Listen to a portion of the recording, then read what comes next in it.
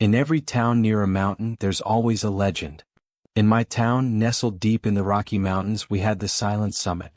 The mountain itself was just a few miles away, looming large and casting a shadow over the town every evening as the sun set behind it. It was tall, sharp, and almost perpetually wrapped in fog, a place we always called Whisper Quiet, though no one knew why it stayed that way. Even animals seemed to avoid the area. Locals knew to steer clear of it, especially at night, but the mountain always called to outsiders who wanted to see it for themselves.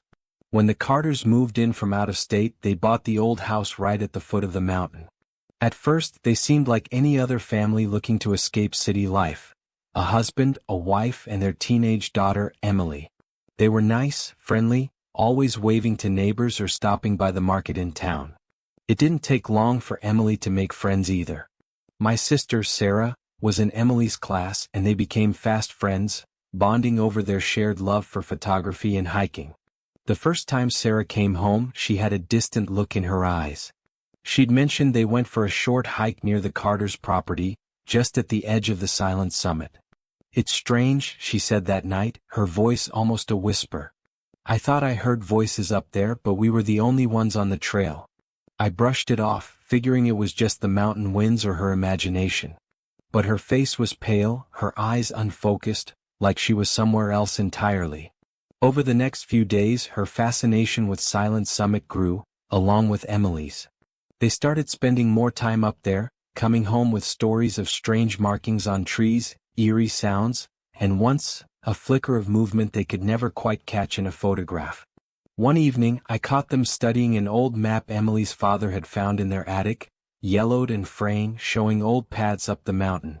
It had markings that didn't show on any modern maps, places with names like the Shadowed Glade and the Lost Hollow. They traced the paths with their fingers, whispering to each other, giggling in that secret way only teenagers can. The next morning, Sarah asked if I wanted to join them.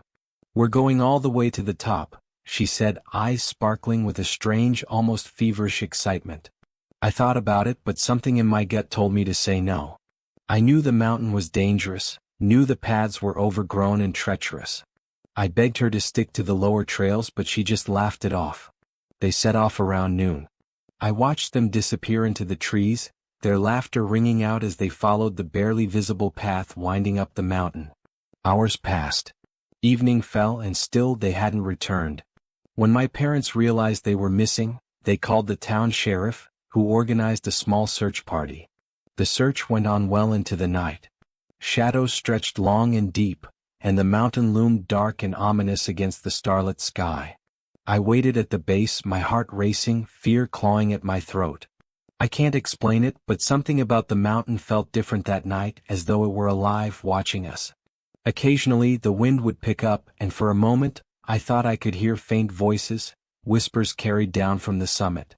Around midnight they found Sarah. She was alone, disoriented, wandering down the mountain path. Her clothes were torn, her face scratched, and her hands shaking. When I ran to her, she barely recognized me. Her eyes were wide, unfocused, and she muttered strange things under her breath. Phrases I couldn't understand, names I didn't recognize. "We were almost there," she whispered, clutching my hand so tight it hurt. "We were so close, but they wouldn't let us in." Emily wasn't with her. After a few minutes she started screaming. She pointed up the mountain, shrieking about shadows, things watching her from the trees. We had to sedate her. The search continued for Emily, but as dawn broke, we were forced to turn back, empty-handed. Days passed, then weeks. No one found a single trace of Emily, not even a piece of her clothing or her camera. The Carters moved away soon after, their faces pale, their eyes hollowed by grief. My sister became a shell of herself, withdrawn and haunted. She refused to speak about what happened on the mountain, and every time I asked, she'd get this faraway look, as if she were seeing something I couldn't. But one night, when she was barely awake, she whispered something I'll never forget. "They're up there," she murmured, her eyes wide with fear. "They live on the mountain. Watching. Waiting. And once you see them, they don't let you go." Years passed and I left town.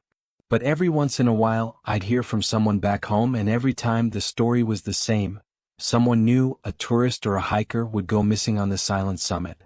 And each time they'd send out a search party, and each time they'd come back empty-handed. I tried to let it go, tried to forget, but something kept pulling me back. Last month I returned to visit my parents. The first night back I sat on my old bed staring out at the mountain, and I felt it again, that pull, that silent, invisible force drawing me in. The fog was thick around the summit as it always was, shrouding it in an unnatural quiet. I don't know what came over me, but I felt compelled to go. I grabbed my flashlight, put on my old hiking boots, and set off. As I walked, the air grew colder, the fog thicker. I tried to stay on the path, but soon I was disoriented, surrounded by towering trees and shadows that seemed to shift with every step. I don't know how long I walked, but eventually I came to a clearing. In the middle of the clearing stood an old cabin, its roof caved in, walls covered in thick moss. I had never seen it before, and yet it felt familiar. As I approached, a strange feeling washed over me, a sense of wrongness, like I was somewhere I shouldn't be. The air felt heavy, almost suffocating, and I could have sworn I heard voices whispering, calling my name.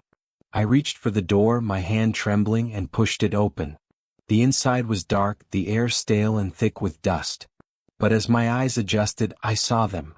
Figures in the shadows, barely visible, their faces blank and eyes hollow. I tried to move, tried to scream, but my body wouldn't listen.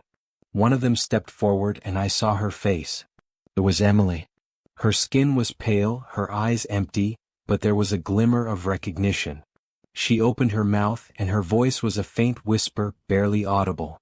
"You came back," she said, her voice echoing in the empty cabin. "They're waiting for you." I don't remember how I got out. I stumbled down the mountain, my heart racing, my mind blank with fear. When I reached the town, I looked back one last time at the silent summit. The fog had lifted slightly, and in the dim morning light, I could see them. Figures, shadows standing at the edge of the clearing watching me.